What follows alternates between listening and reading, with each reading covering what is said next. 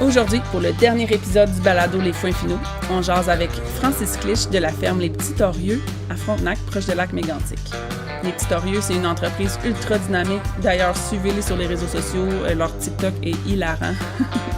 Mais c'est de l'agrotourisme à son plein déploiement. C'est des animaux au pâturage, des jardins pour de l'autocueillette, du sirop d'érable, des activités flyées, du yoga à la ferme, le rodéo directement à la ferme aussi. C'est une belle entreprise à découvrir. Ça a été une courbe d'apprentissage ultra rapide pour Mélanie et Francis, mais je pense que leur humilité, mais leur passion et leur admiration envers les autres producteurs, c'est ce qui fait que la courbe d'apprentissage est aussi rapide. J'espère que ça va vous inspirer. Bonne écoute. Salut Francis. Salut Marie-Pierre. Comment ça va? Ça va toi? Yes, merci d'avoir accepté. Ça fait plaisir. Je suis très contente que vous soyez déplacé pour venir faire ça avec moi. Joindre l'utile à l'agréable. Ben pourquoi pas? Je pense que vous avez une belle histoire puis des belles ambitions, fait qu'on va pouvoir jaser de ça ensemble. Certainement. Good. Est-ce que tu pourrais te présenter puis présenter ton entreprise? Oui, donc moi c'est Francis Fleury-Clich de la ferme des Petits Torieux. J'ai parti ça avec ma conjointe Mélanie Boucher. Officiellement en 2016, on a parti ça comme étant une ferme variée d'élevage de bœuf au pâturage, de porcs de pâturage, d'agneaux. Ça a commencé principalement comme ça. Ouais, dans le but de faire du marché direct. Là. Dans le but de pas regarder nos terres dépérir. OK. Au début, parce qu'on a acheté une terre pour habiter là, puis il y avait déjà des animaux en location, puis on savait pas, pour pâturer l'été. Ça donnait que c'était le grand-père à Mélanie. Fait que on parle Georges, un an passe, puis là après ça, il dit j'en remettrai pas mes animaux parce que t'as des chevaux, fait que je veux pas qu'ils se mélangent, puis il va peut-être manquer de foin. Fait que on a passé une année avec rien, puis là on a dit ça n'a pas d'allure, faut mettre des animaux dans ces champs-là, dans ces packages-là pour pas que ça se gaspille. Ouais. Puis ça a parti comme ça. En se disant on va vendre 1 ou 2 bœufs par année à des amis ou de la famille, puis c'est juste tout. pour pas que ça parte en friche. Là. Ouais. Après ça, on a eu des opportunités, on a des voisins qui nous ont appelés pour dire hey, vous avez commencé à cultiver, il y a plus bien de producteurs dans le coin, moi j'aurais un 15 acres, j'aurais un 50 acres. Ouais. Fait que on a fait ça pendant une couple d'années, d'un petit peu grossir comme ça, augmenter le troupeau aussi. Puis là, maintenant, on n'a pas eu le choix. On s'est dit, on fait quoi? Ouais. Parce qu'on était à côté. Ouais, on avait les deux une job à 40-50 heures semaine ailleurs. Uh-huh. Fait que là, on s'est dit, OK, on fait quoi? Fait que moi, j'ai dit, je me dirais pas dans la vie, et si, et si. Si jamais j'avais fait ça, ouais, c'est ça. On l'a juste fait, puis on le regrette pas pantoute. Wow. Puis là, ni toi, ni Mélanie, vous êtes nés sur une ferme, là. Non, les seuls contacts agricoles qu'on a eus, là, moi j'avais un de mes amis qui avait une ferme laitière, petite ferme laitière, quelque chose comme 20-25 vaches en lait. Okay. Puis Mélanie, son grand-père a toujours eu la ferme familiale que le seul but était de nourrir la famille parce qu'il y avait une grosse famille, fait qu'il y avait 10 vaches. Vraiment ferme familiale de subsistance. C'est ça, ça fournissait le bœuf à la famille. Aïe aïe, hein? C'était ça les contacts agricoles qu'on avait. Puis là, quand vous avez acheté votre spot, c'est ça, l'objectif, c'était d'avoir la paix, puis...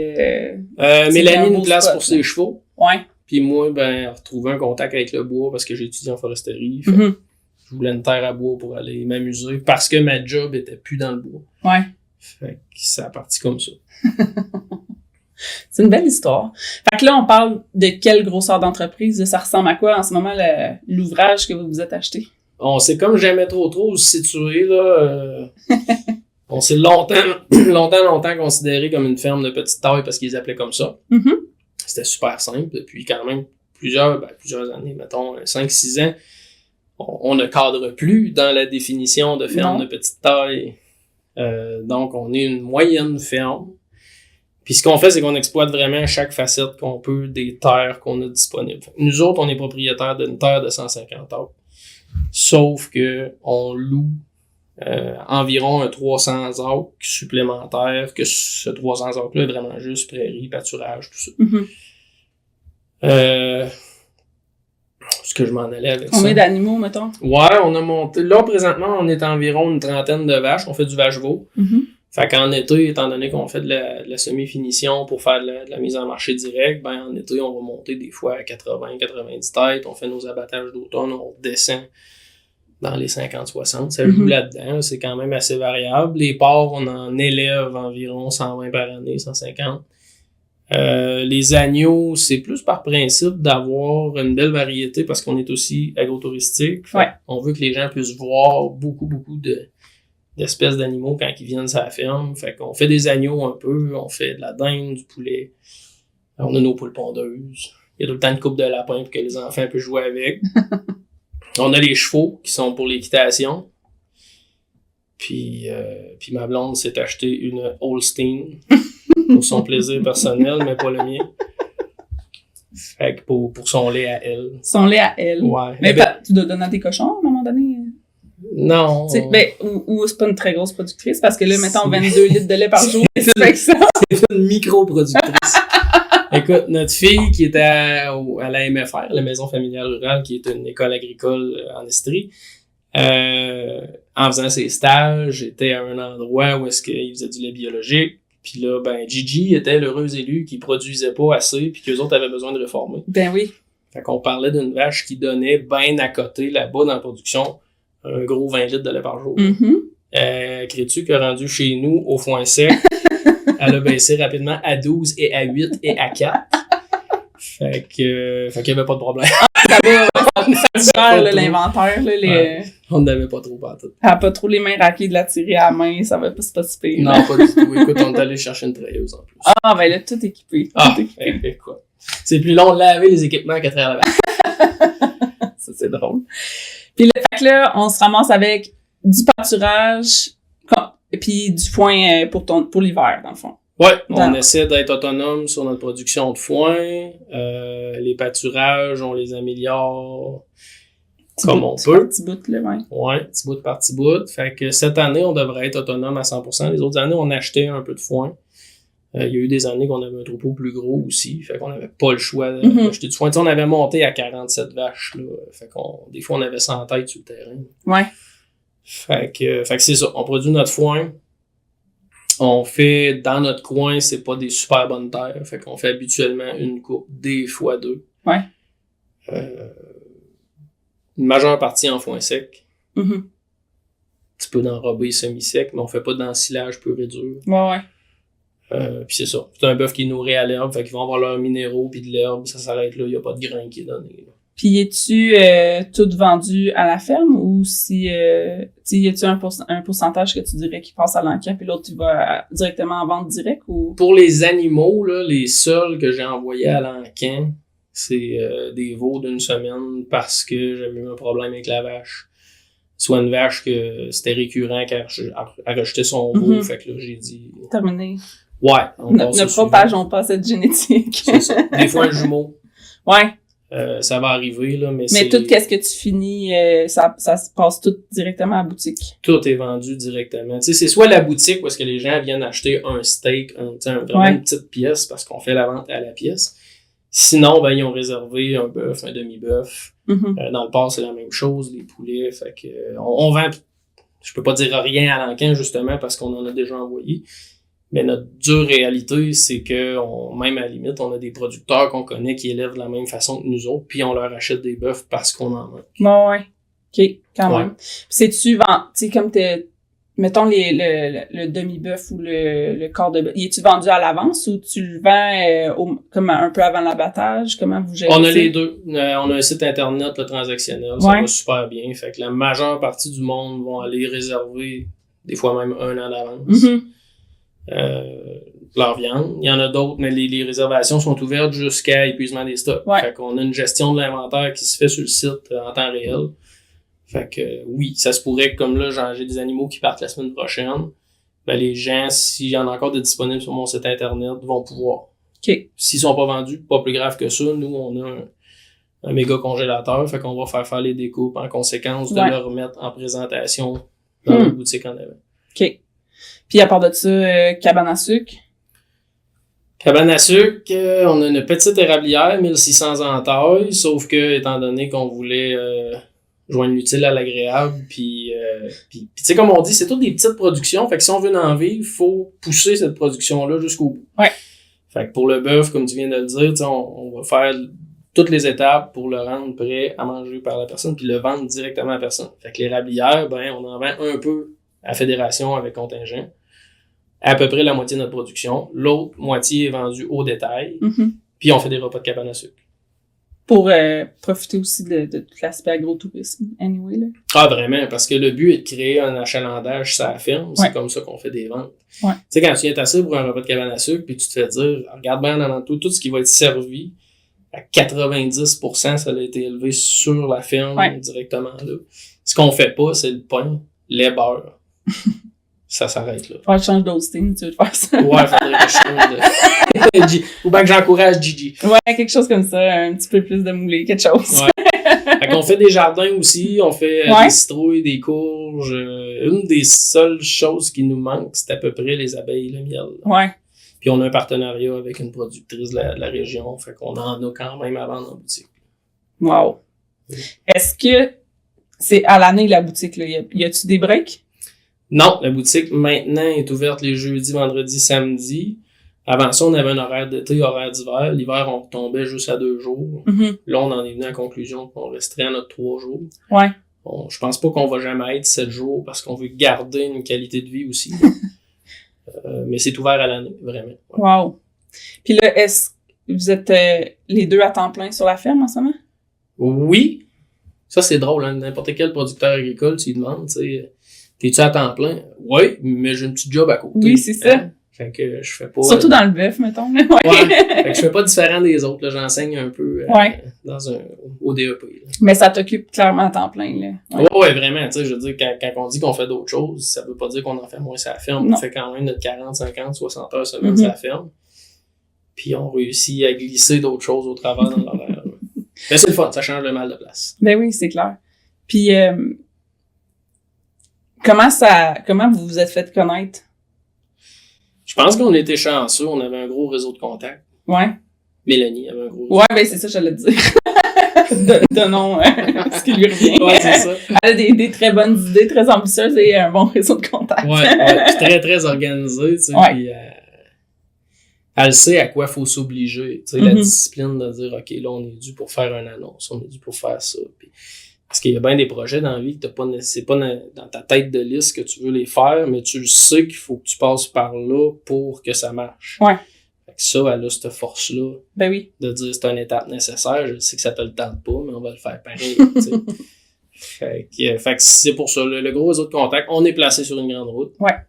Tu sais, ça adonne comme ça que la terre qu'on a achetée était sur une route numérotée. Les réseaux sociaux. Ouais, les réseaux sociaux, d'être impliqué aussi, ouais. Tu sais, quand Mélanie a été sur beaucoup de comités, moi j'en ai fait aussi. Les portes ouvertes UPA. Ouais. Portes ouvertes UPA avait été quand même un gros tournant pour nous autres de dire OK, c'est ça de la vente directe. Ouais. C'est ça du monde à la ferme aussi, là, parce qu'ils arrivent pas à coup de 8 personnes. Là, c'est quasiment des autobus. Dans c'est ça. Là. Fait que ça avait été bon, tu sais, puis pas juste le volet vente directe, mais je veux dire la vente au détail, là, vraiment la vente à la pièce. Parce qu'au début, dans notre plan d'affaires de départ, on n'avait pas de boutique. Là. Ouais. On produisait, on vendait ce qu'on appelle crochets aux carcasses. Puis ça s'arrêtait là. Fait que ça a été vraiment la première révolution, on va dire, chez nous. Là, de dire, OK, on n'a pas le choix d'avoir la vente directe. Puis c'est rendu que ça doit être, j'oserais dire, un bon 70% de ce qu'on fait. Contrairement à quand on a commencé, ben, la vente directe, là, la vente au détail était peut-être 5%. Fait que... C'est pas c'est un autre défi. Parce que moi, je sais en dire que votre TikTok est hilarant. J'adore ça. À chaque fois que je vois un TikTok passer de la ferme des petits tauriers, je suis bon, je vais pouvoir rire de Frank un petit peu parce que c'est souvent toi le clown du TikTok. Souvent, Mélanie, elle m'utilise un petit peu comme un objet, là. Puis, ben, tu sais, comment qu'on dit ça? Si tu vaux pas une risée, tu vaux pas grand-chose. Tu sais, faut être capable d'avoir de l'autodérision. Parce que des fois, elle me filme, puis je le sais pas. Mais tu sais, je l'empêcherai pas de le mettre, là. Non, c'est ça. C'est fait. À un moment donné, c'est vrai que c'est arrivé que t'es en bobette puis tu cours après tes vaches. C'est ça. C'est ça. Mais personne n'a de preuve que j'avais des bobettes. Hein. Il y avait juste la robe de chambre. Oui, c'est ça. Dans le fond, on le sait pas. C'était un mystère encore. Puis, est-ce que ça a contaminé vos enfants de fièvre agricole? Ça a l'air de quoi la relève? C'est une belle évolution dans le sens que on l'a vécu avec les chevaux. Ouais. Que Mélanie avait une passion pour les chevaux, puis elle a commencé à la transmettre à notre fille Madison. Puis la ligne est tout le temps mince entre transmettre une passion puis écœurer quelqu'un bien écœuré. Fait qu'on l'a vu dans les chevaux, ça a fait ça. Un moment donné, écœuré, après ça, la passion est transmise. Bon, ben, pour la ferme, ça a été la même chose. On a eu un bout de ce que nos enfants disaient, vous travaillez tout le temps, on fait rien d'autre, on va pas en vacances. Puis là, cet été, on demande aux enfants si on fait quoi pour les vacances cet été. Faut en prendre une couple de jours. Ouais, là. ça fait du bien. Là. Puis notre gars nous dit, ben, on pourrait prendre nos vacances à la ferme des Petits Torieux.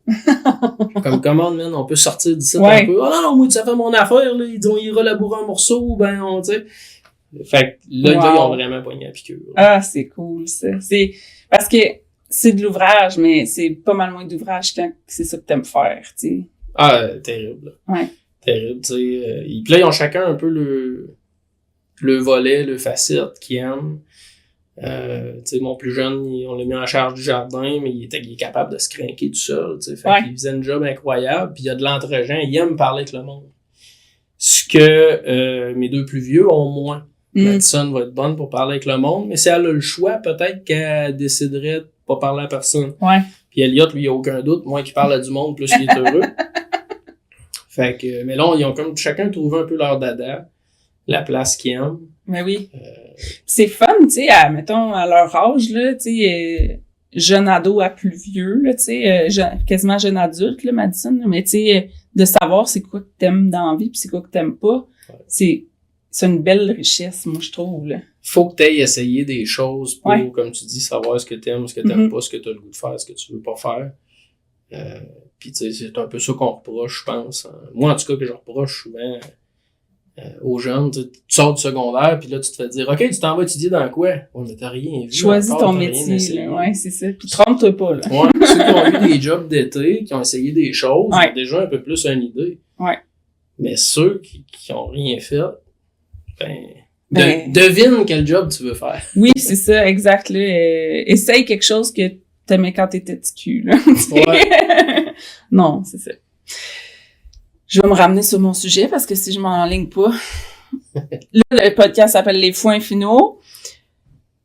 La ferme des Petits Torieux, c'est beaucoup de foin quand même. Quels avantages tu vois à faire du foin ou des pâturages? Puis, tu sais, qu'est-ce que t'apprécies de cette culture-là? Moi, j'ai adhéré beaucoup à l'idée que une vache, c'est faite pour manger du foin. Fait que c'est ça qu'on lui donne.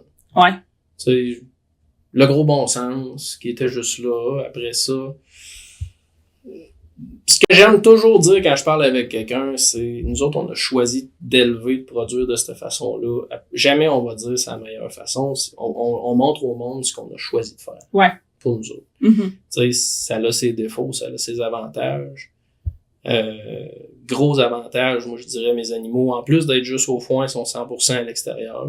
Alors, si mettons qu'on revient juste au bœuf, ils sont toujours dehors. Mm-hmm. Fait que l'hiver, c'est un enclos d'hivernement avec brise-vent. Les veaux, c'est ce qu'on appelle des brise-vents abris à veaux, là. Fait que, tu sais, c'est juste 3 faces. Mm-hmm. C'est dehors. Fait que, tu sais, j'ai j'ai aucun animal qui a de problème d'humidité dans le poêle, de poussière dans la respiration. Ouais. Qualité de l'air, là, clairement. Là, ouais. Fait que le côté vétérinaire, là, du bord des bœufs, il est à peu près à 0. Là. Mm-hmm. On a déjà pris des services vétérinaires pour certaines choses. Mais après ça, pour se rendre compte que la sélection s'était faite au début, on se le cachera pas. Tu sais, je te donne un exemple, on avait déjà acheté un petit troupeau de vaches qui étaient des vaches qui valaient attachées depuis toujours, de génération en génération. Ça a assez pas marché chez nous, parce que nous autres, ça va être lousse, ça va être bienvenue dans la vraie vie. Ouais. Fait que ces vaches-là ont été réformées, ça a quand même pas été très très long. Ouais. Sauf que là, on a une génétique de vaches qu'ils ont encore l'instinct maternel. Mm-hmm. Là, c'est incroyable, tu sais, ça va être dehors n'importe quel temps, puis le veau, il est starté. Puis c'est quoi tes critères, tu dirais, pour cette sélection-là, quand même? Parce que, mettons, on parle de, comme, mettons, 9-10 ans, là, d'activité. Ouais. Fait que, tu sais, comme, mettons, en 10 ans, là, c'est quoi ton œil que tu t'es fait? Tu te dis, bon, ça, c'est le genre de gènes que je veux, puis ça, c'est le genre de gènes que je veux pas qui seraient présentes dans mon troupeau, là, mettons. C'est quoi? T'as-tu un top 3 de choses qui arrivent que tu dis, non, ça passe pas, ou... C'est une bonne question. Une bonne question, là. Tu sais, tantôt, tu me parlais, bon, tu sais, des vaches qui rejettent leur veau, qui sont, tu sais... Ouais. Je n'ai même eu qu'ils les aimaient trop, là. Tu sais, je n'ai eu 2, là, que eux autres, les vaches, je les mettais dans un endroit qui mesurait 20 pieds par 40 pieds. La vache était tout seule là-dedans avec son veau. Puis j'arrivais le lendemain, il était couché dessus, il était mort, c'était une galette. Tu sais, puis c'était un veau qui était rendu à 3 jours de vie, là. Pas un veau, là, qui a juste pas réussi à partir, là. Non. C'est qu'elle était tellement contente d'être collée sur son veau qu'elle est allée se coucher de dessus, là. Oups. Tu sais. Fait que avec le temps, je me suis rendu compte, j'ai une couple de vaches, tu sais, qui sont peut-être un peu moins sympathiques avec l'humain. Je comprends que la ligne est mince, pas sympathique puis dangereuse. Ouais. Une dans la gang, tu sais, qui justement, elle... Tourne-y pas le dos, là. C'est ça. Je n'aurais pas 2, tu sais, ouais. vu que j'en ai une, elle est facile à spotter dans la gang, tu sais, mais sauf qu'elle, l'instinct maternel, c'est incroyable. Tu sais, je veux dire, elle a pas manqué un veau, puis... Ouais. Ils sont bien soignés, là. C'est ça.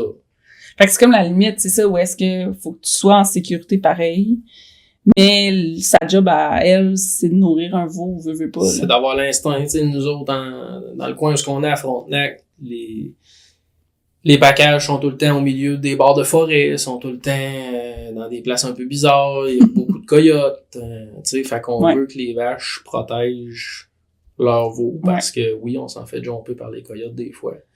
Faudrait que l'instinct naturel soit là, comme leur instinct de survie soit bien présent. Là. C'est ça, c'est ça. Mais à part de ça, tu sais, de dire choisir là ce qu'on a commencé à faire, étant donné que c'est pas si facile non plus de trouver des vaches disponibles qui sont à un prix correct. À un prix correct puis qui va être lousses. Ouais. Ben tu sais, là, on garde nos femelles de remplacement, on garde nos tares. Ça paraît beaucoup. Là. Ouais. Ça paraît vraiment beaucoup. Là. Même, on a qui vont veiller assez jeunes des fois, là, puis tu sais, l'instinct maternel, il est là à côté pareil. Ouais, ça se transmet, veut pas, là. Ouais, ça. Puis ils voient plein d'autres animaux autour comprennent comment faire. Comment tu gères tes périodes de vélage? Ça, c'est notre plus puis notre moins en même temps. Notre plus, vu qu'on a des vélages à l'année, ben on a besoin de viande à l'année. Fait que ça, c'est peut-être à peu près le seul plus. Parce que ça va être toute l'année. Fait que ça... T'es tout le temps un peu ceux qui vivent. Là. C'est ça. Mais tu sais, comme l'été, étant donné qu'on fait des rotations de parcelles à tous les jours, ben tous les jours, on est capable de jeter un œil dessus. On le sait un peu qu'est-ce qui va se passer. L'hiver, ben là, si le défi, c'est la litière à terre. Ouais. Le froid est pas tant problématique autant que l'humidité. Là. Ouais. C'est la vie. Du poil trempe, ça réchauffe pas bien. C'est ça. Ouais. Fait que ça, c'est notre gros défi pour les vélages en hiver. Mais comme je dis, pas en hiver fret. Début du type, puis à cette heure, ça reste pas gelé tout l'hiver. Là. Non. Fait que à tout bout de champ, on retombe dans la boîte, dans la sauce. Fait que ça, on a refait des améliorations. T'sais. On a refait une section couverte où est-ce que oui, on peut isoler un animal.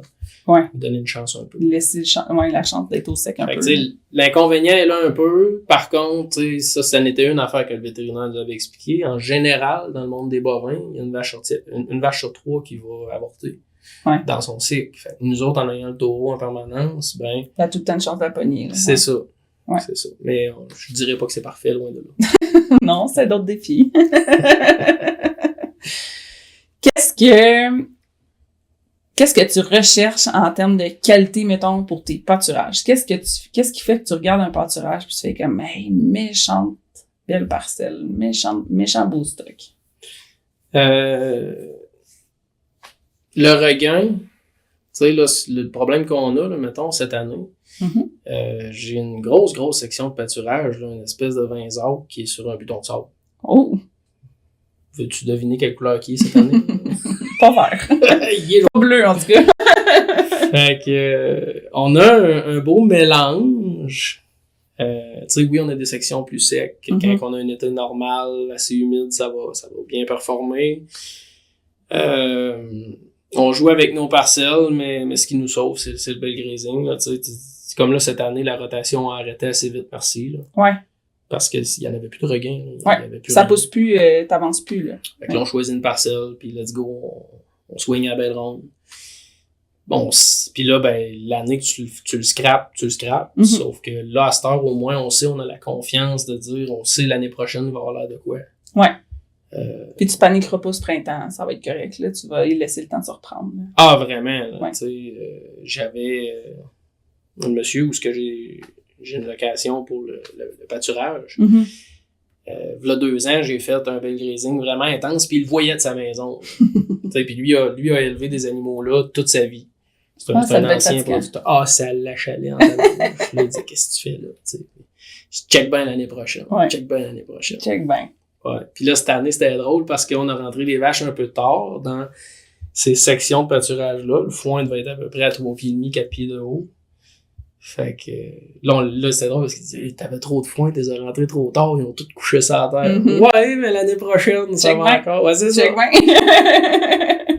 Fait que ça, c'est un bon outil, là, quand même. Ouais. Parce que les choix de pâturage, on est quand même restreint, vu que c'est pas des terres qui sont chez nous, nécessairement. Les arbres qu'on a chez nous sont tous en pâturage.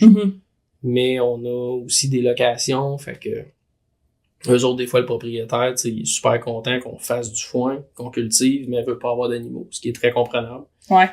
Fait que on n'a pas tant de choix que ça non plus pour dire, OK, celui-là serait plus intéressant en pâturage parce que ça brasse trop en tracteur. Tu sais, il y en a des places que c'est pas roulable. Non. Pas mal le seul moyen de faire du foin, là, c'est de le ramasser direct, là. C'est ça. Fait qu'on joue un peu avec ça quand même, mais on est restreint aussi en même temps. Ouais. Dirais-tu que t'as plus de difficultés à trouver de la qualité ou de la quantité? Autant dans le foin que dans les pâturages, mettons. Ouais. Là, je manque de quantité. Ouais. Là, je manque de quantité. On a été... Tu sais, on le disait au début, là, on arrive à peu près de nulle part, nous autres, là. Fait que... on se disait donc que c'était facile, puis que... bon, t'as juste à mettre les vaches dans le clos, puis t'as juste à récolter ton foin. Ouais. Fait qu'on n'a pas fait nécessairement les bonnes choses au début, là, tu sais. On a fait surpâturer. Fait que les pâturages, c'est ça qui a fait vraiment mal. Beaucoup. Ouais. C'est plus long, là, sur le lever d'une mauvaise décision, quand même, que... Ouais. Puis on n'avait pas commencé tout de suite à étendre nos fumiers au début. OK. Fait qu'on les gardait plus sur la ferme, puis on n'avait pas beaucoup non plus. Ouais. Fait que ça a été comme la deuxième prise, là. Que là, toutes les terres qui étaient plus loin, il n'y avait pas de fumier, Ouais. surpâturé. Ouais. Fait que là... Même encore aujourd'hui, tu sais, faut regarder pour le volet engrais vert, mettons. Ouais. Parce qu'on manque de fumier. On a beaucoup de superficie, des vieilles terres abandonnées qu'on ramène tranquillement. On est quand même un peu encore dans notre idéal qu'on se dit, on aimerait donc, on n'en met pas, mais on voudrait pas mettre d'engrais de synthèse. Ouais. Fait que, tu sais, là, c'est comme, OK, tu veux pas faire ça, mais tu fais quoi d'autre? Fait que là, nous autres, vu qu'on était nono au début, on s'est dit, non, peut-être l'année prochaine, ça va être mieux. Ouais. OK, mais t'as fait quoi pour que ça soit mieux? Rien, peut-être ça va être mieux. J'ai fait la même affaire. Exactement pareil. Ouais. Fait que ça c'était pas fort, là. Tu sais, quand tu fais pas de recul, là, non, tu te dis, OK, si tu veux que les choses changent, faut que tu prennes des actions. En effet, ça, c'est souvent la base, mais c'est dur de faire rentrer dans le coco, là. Ouais. Parce que des fois, tu t'aimes ça vivre de défaite, hein. Tu sais, mais ça doit être parce que c'était trop sec. Ça doit être parce que c'était trop trempe. Fait que, pas ça. Qu'est-ce qui vous a amené à choisir le bale grazing, mettons? Comment c'est arrivé dans votre setup, là? Je pense que tout le monde finit par mettre du foin à ses animaux dans le package, mais personne comprend. Que t'es pas obligé de le mettre dans le mangeoire toujours à la même place. Ouais, ou sur le cap de roche, là. Oui. Tu sais, parce que tu dis justement, tu veux pas que ça vire en boîte. Ouais. Fait que, tu sais, ça a été avec la cohorte qu'on avait eue ensemble. Ouais. Ça a été avec, quand il y avait les journées au pâturage, là, qui organisait, qui était super. Fait que, moi, vu que je partais pas avec, mon père faisait ça, mon grand-père faisait ça, pis tout, en voyant ça, j'ai adhéré à ça. Où je me suis dit, je vais l'essayer. Il y a moins de crainte, peut-être, que quelqu'un qui arrive avec, non, voyons, ça va être du gaspillage, puis ça n'a pas de bon sens, puis mon père, il m'arrachera la tête s'il me voyait faire ça, là, mettons. Ouais, arrête ça. Toi, ton père, il s'en fout bien raide que tu fasses ça, ben, tu sais. Fait que ça, c'est pour ça qu'on a choisi ça, on l'a essayé, puis tabarouette, ça a marché. T'sais. Ouais. J'ai un agronome qui est venu chez nous d'une parcelle qu'on avait faite en bale grazing, celle que vous étiez venu mesurer le foin maintenant. Oui. Il fait comme, OK, t'as relevé ça quand, toi? Tu veux dire, tu t'as refait ça quand, cette parcelle-là? Quand est-ce que tu l'as ressemé au complet, là? Ouais. Jamais. Hein? Mais non, il dit, ça se peut pas. C'est pas pantoute le même champ qu'il avait vu avant, mettons. Ouais. On l'a fait en bale grazing. Je me rappelle plus exactement, c'était l'année d'avant ou l'autre d'avant. Ouais. ben, c'était incroyable, tu sais. Souvent, le bale grazing, on se dit, faut comme tu faut pas trop tu le check l'année d'après, là, tu sais, dans le sens où ça se peut qu'il y ait des spots, ça aille mieux, mais ça se peut qu'il y ait des spots, ça pousse même pas pantoute, là, tu sais. Oh, il sera pas égal, là. Ouais, c'est pas une photo de catalogue, là, l'année d'après, là. Non, on voit des spots, mais le spot qui pousse, il compense pour les spots autour qui poussent pas, là. Puis souvent, tu sais, souvent 2 ans après, ça paraît plus. Ouais. Tu peux plus dire, tu sais, il était où les balles ou quoi que ce soit, puis comme ça se réégalise quand même, tout... Ben, tu sais, ma plus belle ça année... se diffuse, je pense, là. Ma plus belle année de bale grazing a été quand, je sais pas, je devais me sentir en forme, peut-être. Mais je déroulais mes belles rondes. Mm-hmm. Chaque fois que j'en mettais une, je la déroulais. Au bout, là. Jusqu'à ce qu'il y ait un petit boudin. Ouais. Fait que ça a fait que les vaches se répartissent beaucoup mieux. Ouais. Ce qui est le fun, c'est que quelqu'un qui a un gros troupeau, ben, tu sais, si tu vas mettre, mettons, un 3 bales en bale grazing, mais tu fais juste les déposer là, t'enlèves tes cordes. Ça va se battre, là. Ouais. T'as tes dominantes qui vont manger, les autres restent en arrière, essaient de se piquer une trail. Puis là, ils s'en gaspillent, là. Ils s'en gaspillent parce que tes vaches dominantes qui sont là, ils essaient quasiment de grimper sa bale. Tandis que dérouler à terre, première des affaires, il n'y a pas de chicane. Mm-hmm. Tout le monde a un espace pour manger. S'il y en a une qui décide de se coucher dessus, parce que là, si on revient à la bale qui a été déposée là, s'il y en a une qui se couche dessus, c'est fini, il n'y a plus personne qui mange, parce que ça va prendre 5 minutes, puis elle va chier dessus. Ah ouais. Fait que les déroulés, là, ça, c'était pas mal plus winner que quand on est pressé, ou un peu paresseux, ou peu importe la raison, le terrain est pas propice. Mm-hmm. Les vaches sont pas propices, des fois, les vaches, ils te laissent pas aller travailler là-dessus. Là. Non. Fait que, mais ça faisait une grosse différence. T'es déroulé au tracteur, genre, comme t'es mettant en haut de la côte pis t'es poussé en bas, ou? Non, mon terrain est plat, là-bas. Non, ça, je t'ai dit, je me sentais en forme, là, je l'ai poussé. Ouais, j'imaginais le champ au fond, là, sur le bord du bois, pis j'étais comme, il y a une petite côte, des fois, ça marchait. Mais en général, là, je les poussais, là, tu sais. Ouais. Fait que, des fois, t'as une vache qui vient t'aider. Des fois, elle travaille contre toi. Oui, c'est ça. Mais c'est ça. Mais d'un autre sens, ça donne un beau contact. Puis là, tu vois tes animaux bien plus parce que t'es au milieu d'eux autres. Ouais. Ils s'habituent encore plus à toi. C'est incroyable. Fait que ça, si c'était à refaire, il me resterait un setup à trouver pour les dérouler au tracteur. Une dérouleuse ou quelque chose. Tout simplement une dérouleuse, Quand même des beaux modèles, là, qui... On a une grosse mentalité low cost, nous autres. Oui, je sais bien. Elle est incroyable. Je sais bien, mais c'est ça. C'est parce que tu t'achètes trop d'ouvrages l'hiver parce qu'il y en a plein qui s'en taponnent. Des petites dérouleuses. C'est pas une affaire compliquée, là, mais je comprends ce que tu veux dire. Ouais. C'est ça. Est-ce que tu calcules / compares tes rendements d'une année à l'autre, d'une parcelle à l'autre? On y va en nombre de balles pour les récoltes de foin, mais pour les pâturages, là, je vais citer Brian. Brian Maloney. Ouais, j'ai pas encore fait mon calendrier, puis ça fait des années que... Il faut que tu le fasses. Faudrait que je le fasse, mais c'est ça. Fait que pour les pâturages, Je te montrerai tantôt, j'ai un petit outil. C'est... En tout cas, si tu te dis que c'est cette année que tu vas le faire, ben mettons en 2026 tu vas le faire.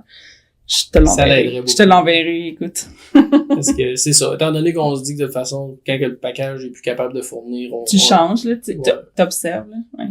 J'aime ça. Ben, mettons, c'est ça, quand t'auras installé ton calendrier, là.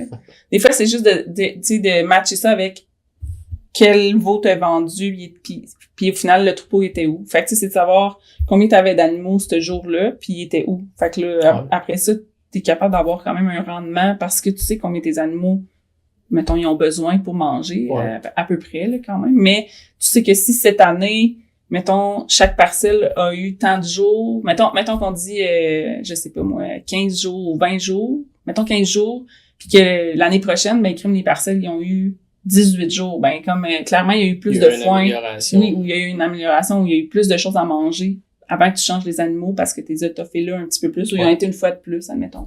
Ouais. En tout cas, c'est un bon outil, je pense, juste pour te comparer. On est-tu avancé? Ça se compare comment d'une année à l'autre? Au final, le nombre d'animaux à l'acre ou à l'hectare, peu importe, ça peut être ça, ton indice de rendement. Juste ça de même. Ouais, super bonne idée. Parce que moi, j'y crois beaucoup. Je suis fatigante avec ça. Il faut. Parce que, à un moment donné, si tu calcules pas tes rendements, comment tu calcules ton coût de production? Ah ouais, tu t'en vas dans l'inconnu, ben, raide pour feeling, là. Fait qu'à un moment donné, c'est assez limite, là. Comment tu fais pour savoir si c'est satisfaisant? Tu sais, là, à un moment donné, à part de ça avance puis j'ai du stock en avant de moi puis je suis correct. Ou le versus le stress de c'est tout jaune partout puis là, je sais plus quoi faire. Faut que je soigne des balles puis là, l'année passée, je n'avais soigné comment puis là, mais c'est ça. Ouais. On avait des années qu'on s'était sauvé avec un chopper. Ouais. Sauf que c'est incroyable l'ouvrage que ça amène puis essayer de rentrer avec ta mangeoire dans le... Écoute, les vaches, eux autres, ils doivent y venir, là. Ouais. Ça sent la bouffe, là. Ouais. C'est ça. On fait des essais-erreurs aussi. Ouais, c'est ça. C'est quoi, justement, parlant d'essais-erreurs, t'as-tu une décision ou une bad luck que tu disais, hey, ça, reculer dans le temps, ça, je pense que je le changerais. Ça, je me crierais un peu dans le fond de l'oreille de, hey, regarde l'autre bord puis achète-les pas. Ou... Ouais. Il y en a, c'est sûr. Y a pas de doute, là. Bad luck. J'essaie de trouver à pire, là. C'est parce que je veux pas dire n'importe quoi. Mais de trop attendre, tu sais, nous autres, ça a été ça, là. De trop attendre avant de décider de faire de quoi. Justement, de penser, l'année prochaine va être mieux, là. Ouais. La petite pensée magique de... Ouais, c'est à cause de l'année. C'est juste cette année que c'est le même. C'est ça. Je dirais que ça, c'était la pire. Ouais. On la vit encore aujourd'hui, là. On la vit encore aujourd'hui parce que on a beaucoup de terrain à relever et à refaire. Ouais. On peut pas toutes les faire one shot. Non. Mais là, vu qu'on a attendu au début, ben là, ça nous rattrape. Ouais. Je comprends. Fait que tu te dirais pas sur le gaz, hein, oui. Ouais. Arrête de niaiser. C'est quoi vos prochaines ambitions? Ah, mon Dieu! Mais tu fasses rentrer Mélanie pour ça. Ouais, non. On va regarder en dehors de ça. Colin. Prochaines ambitions. Mais là, c'est sûr on veut faire rouler ce qu'on a, là. Ouais. Ça a plus ou moins rapport avec la ferme, là, mais tu sais, comme là, on est rendu à se faire un garage pour notre mécanique, là. Oh! Tu sais, fait que ça a rapport, ça n'a pas rapport, là. Ben, c'est le confort aussi, là, maintenant. Ouais. Peut-être c'est ça qui va me permettre de faire ma dérouleuse. Peut-être. Au chaud l'hiver. Ben, tu sais, bien installé pour souder, c'est tout le temps plus le fun. Ouais, parce que là, comme on dit, je suis dans le garage du bon Dieu, comme ça. Oh oui. Fait que ça, c'est des petits projets de construction à venir, mais sinon, connaître nos coûts de production, tu sais, plus que ce qu'on a là, un peu comme tu disais, ça va être hyper important. Parce que sinon, nos projets sont faits, là, tu sais. Ouais. Il y a eu une grosse explosion quand même, mettons. Tu sais, ça fait, ça va faire 4 ans, là, qu'on se connaît presque, là. Tu sais, en 4 ans, ça a changé vraiment, bout pour bout, là. Tu sais, première fois qu'on s'est vu, tu sais, t'es en train de finir de bâtir ton aire d'hivernement, là, tu sais. Ça a quand même beaucoup de choses qui ont changé depuis ce temps-là. Ouais, vraiment. Puis c'est ça. Je sais pas trop quoi dire d'autre. De le vivre, là, en ce moment-là, vous êtes plus comme à... optimiser. Ouais, faire rouler la machine, là, Ouais, c'est bon, ça. Mais je dis ça, c'est pas vrai, on vient de s'installer une boucherie. Je le savais, c'est que... J'ai reçu mes dernières machines la semaine prochaine. Fait que là, vous allez avoir un boucher sur place, là. Ouais, ça va être ça, le projet. On a une belle aide d'Investissement Québec. Cool. Fait que là, on a une boucherie complète avec rail à carcasse, toute la patente. Ça va être abattu à la ferme ou tu vas abattre ailleurs puis on fait abattre ailleurs par rapport à toute la belle réglementation. Ouais, c'est ça, j'allais dire. Fait que je sais que vous aimez ça la paperasse, mais peut-être pas à ce point-là. Ah non, pas à ce point-là. Fait que oui, ça c'est notre projet en cours actuellement. Wow. Ça répond à quel besoin, ça, mettons? Plus gros poste de dépense. Ouais. Plus gros poste de dépense. Fait que ça, c'était automatique. Puis instable aussi, là, je pense. Tu sais, comme... Ben, il y a une pénurie. Fait que, quand on dit instable, il y a l'instable de dire qu'il y a des abattoirs qui ferment ou sinon, on va dire, les abattoirs en général fournissent. Parce qu'il faut vraiment faire la différence entre abattoir et boucherie. Mm-hmm.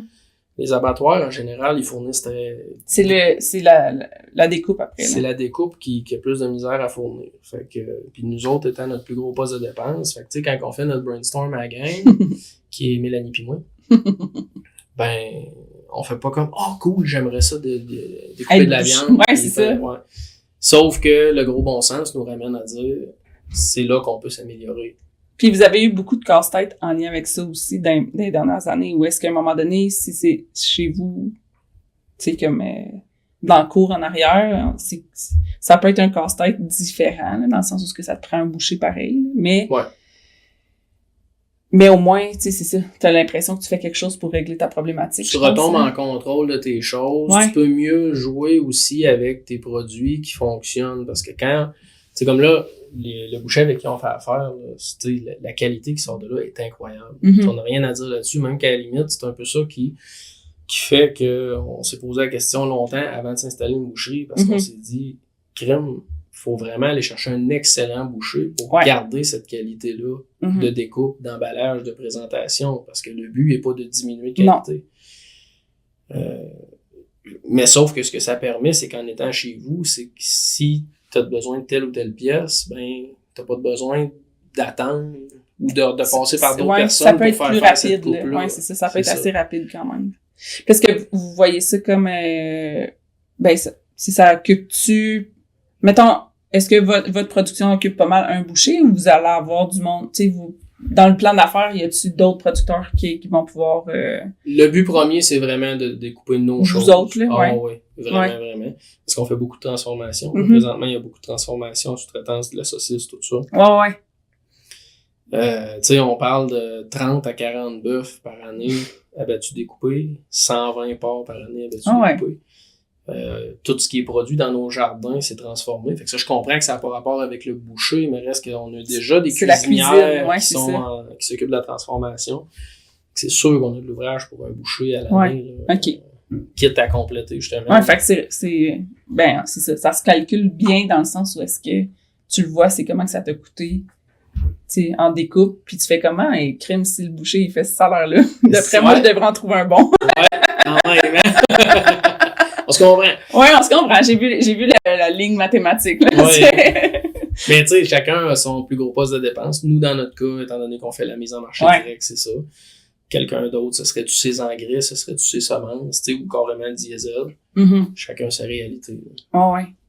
Qu'est-ce que tu dirais qui freine en ce moment votre évolution en tant qu'entreprise, mettons, ou qui a freiné, tu sais, justement, est-ce que c'était l'abattage ou, tu sais... Non, l'abattage nous a jamais...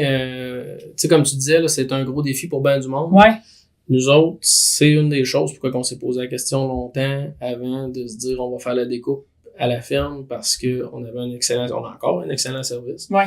Puis on n'a pas été restreint dans nos abattages jamais. Fait que... Ça a jamais mis d'un stress non. Pas nécessaire, là, ouais, c'est ça. Je dirais qu'un des grosses embûches qu'on a eu au début, c'est la gestion des liquidités.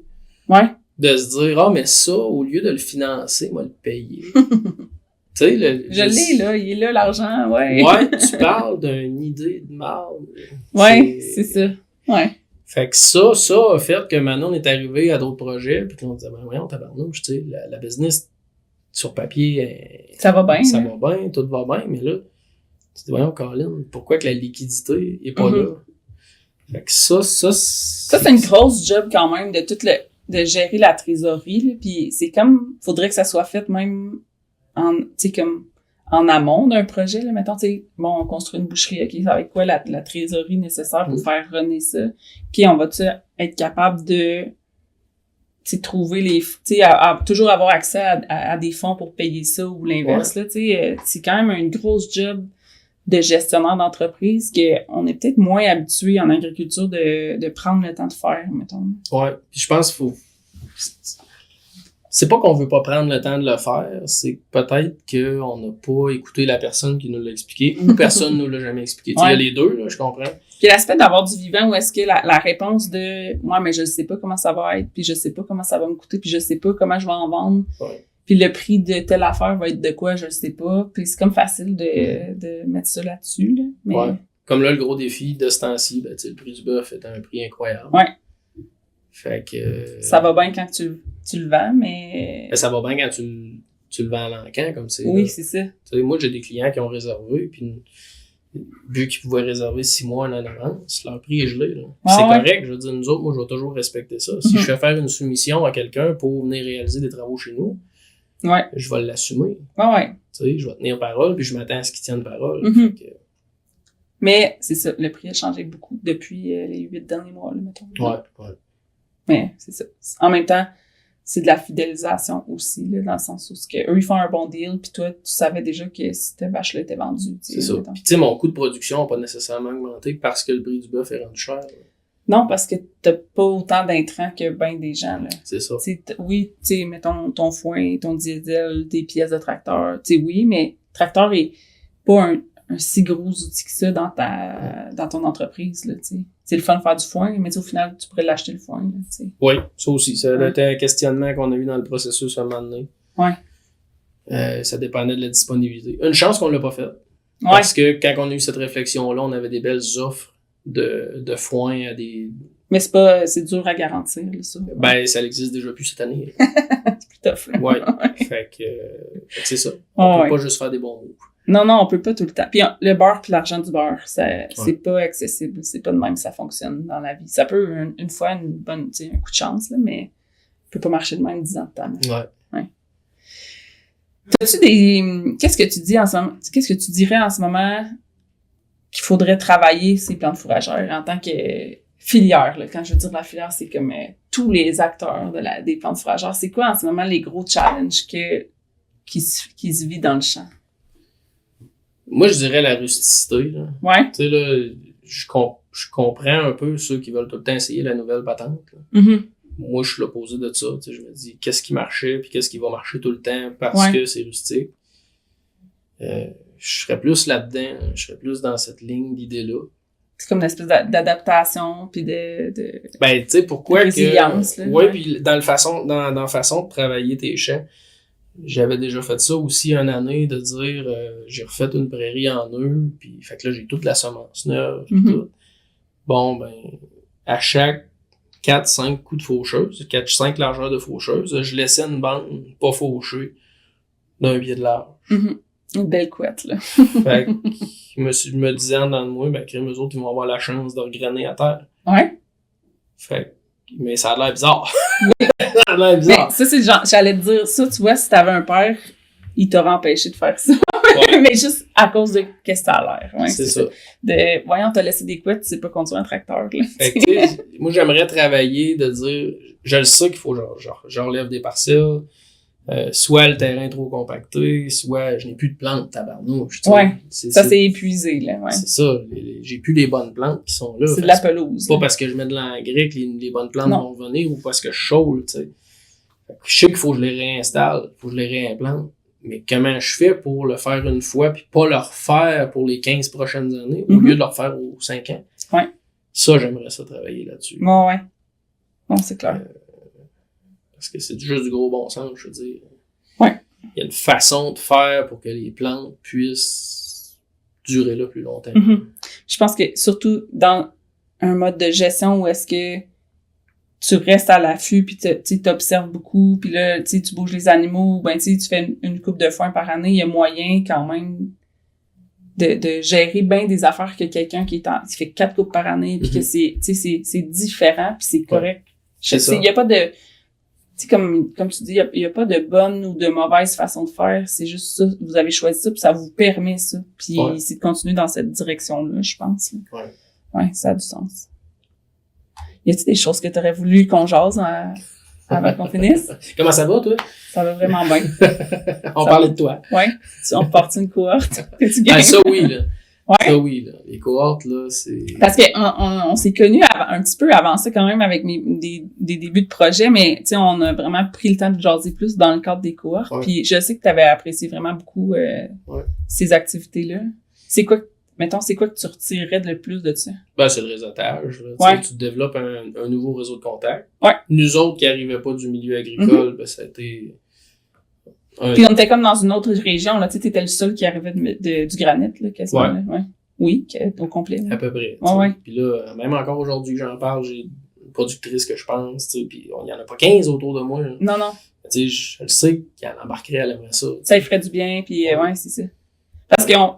Tu sais, veux pas, c'est bon, une cohorte sur le pâturage. Fait que oui, on parlait de pâturage, mais on a parlé de bailers. Puis on a parlé de... Ah, puis clôture. Des clôtures, puis on a parlé des parcs d'hivernement, puis de plein d'affaires qui, finalement, avaient plus ou moins de lien avec le pâturage. Oui, mais non, en même temps, mais... Mais autant, ça avait de l'importance dans la production. Oui. Tu sais, non, ça avait pas de lien avec le pâturage ou avec telle affaire, mais dans la production, parce que, tu sais, tous les producteurs agricoles sont hyper versatiles. Ouais. Ils ont plein de facettes, ils ont plein de chapeaux. Fait que ça finit que c'est ça, là, tu jases, puis tu vas chercher des petits cues partout. Mm-hmm. Quand j'avais lancé ça, au départ, tu sais, j'avais été chercher des producteurs parce que j'étais comme... je commençais, moi aussi, dans le pâturage, tu sais, j'avais un petit bout de fait, mais j'étais pas comme savante, pas du tout, là. Puis, pas que je suis aujourd'hui non plus, là, c'est ça que je veux dire. Ouais, brag. Je me vante. Non, mais j'étais allée chercher des producteurs, puis j'étais comme toi, tu viendrais-tu, tu sais, parce que ça me... Tu sais, je pouvais pas avoir juste des gens qui commençaient, admettons, là. J'étais comme là, on aurait eu tu sais, on aurait patiné dans le je le sais pas trop longtemps. Puis là, ben là, ouais, je sais pas, j'ai-tu le temps? Puis là, tu sais, si c'est moi le prof dans la gang, je sais pas, là. Puis finalement, je pense que tout le monde dans ce groupe-là, ils ont été retirés ce qu'il y avait à aller chercher, puis...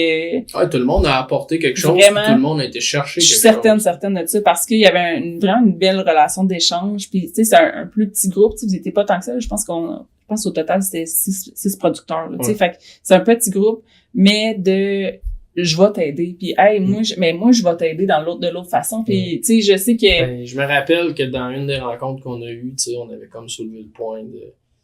Il y en a un dans la gang qui avait soulevé ce point-là qui dit, tu sais, il y a certaines personnes que si on fait un mauvais coup, tu sais, si on fait de quoi qui se sont plantés, ils voudront pas te le dire, d'un par orgueil, parce qu'ils veulent pas dire à la personne qui se sont plantés. Ou sinon, malheureusement, il y a ceux qui disent, je me suis planté, l'autre qui va se planter. Ouais. On est chanceux, c'est pas la majeure partie des gens. Non, je pense pas, ouais. Mais ça avait été soulevé de dire, OK, dans le coop,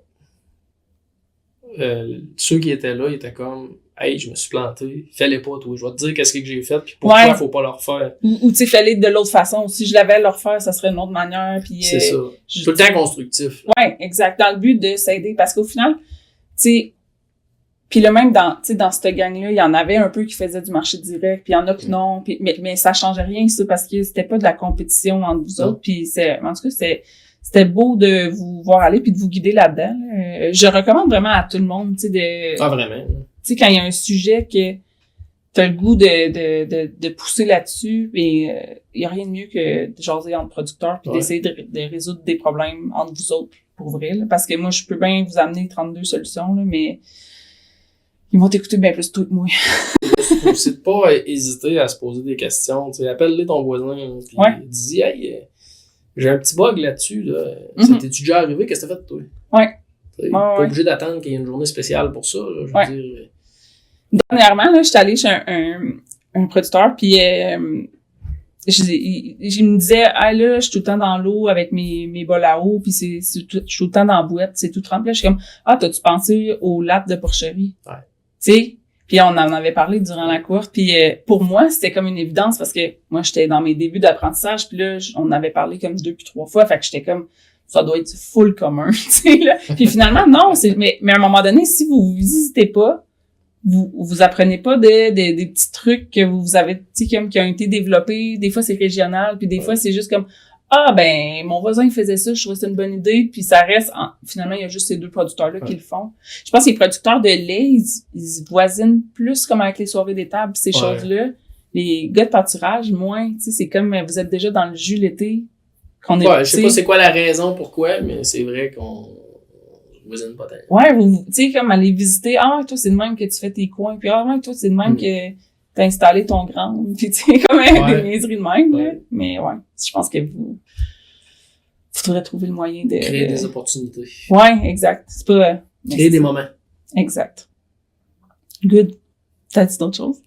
Non, merci de m'avoir reçu. Merci d'avoir pris le temps de venir jaser, puis je te souhaite une belle fin de saison, puis te repose-toi avant le sucre, là. On devrait, c'est encore loin, mais je trouve que vous êtes super inspirant, puis vous êtes un exemple que je nomme souvent quand même d'une belle équipe, puis de faire qu'est-ce que vous avez le goût de faire. Parce que moi, quand je vous vois, puis je fais des jokes avec Mélanie parce que j'ai tout le temps l'impression que elle a comme elle s'est réveillée un matin, elle avait une idée, puis 3 jours après on fait cette idée-là, c'est ça. D'habitude, quand elle a une idée, c'est pas trop long que c'est mis en place. Ouais, t'as pas vraiment d'option de l'éviter, là. C'est juste comme, bon, elle a eu l'idée trop tard, ça va se faire. C'est ça. Mais je trouve ça inspirant, je trouve ça le fun de vous voir aller. Je trouve ça cool. C'est une belle business. Merci, Francis. Merci. C'est ce qui met fin à la saison 2 du balado Les Foins Finaux, où en 10 épisodes, on a parlé avec des producteurs et des intervenants de plantes fourragères pérennes. Est-ce qu'on se lance pour une 3e saison? À bientôt! Vous venez d'écouter un épisode de la saison 2 des Foins Finaux, un projet qui a été financé par le ministère de l'Agriculture, des Pêcheries et de l'Alimentation dans le cadre du programme Prime Vert. Merci d'avoir été à l'écoute.